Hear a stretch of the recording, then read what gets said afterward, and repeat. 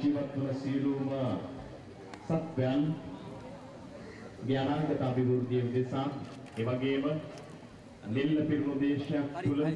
අටකොට පිරුණු හෙට දිනක් උදෙසා සමස්ත රටේ ජනතාව දේශය තුළ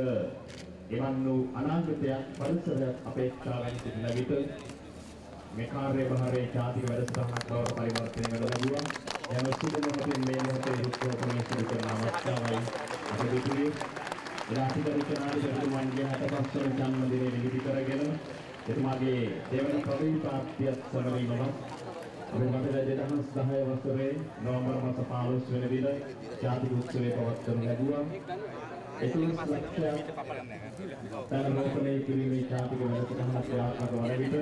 එදා 29 ලක්ෂයකට ආසන්න තරමෝපණයක් සමස්ත සේවා සභාවේ මන්ත්‍රී පිළිබඳ පිළිවෙල යටතේ රටේ කාරුණ්‍ය හෙට දවසේ අනාගත අපේක්ෂාවන් වගේ ඉදිරියට පිණිස දෙසිපස්වල කරුණ සංගතව සමගාමීව ජාතික වැඩසටහන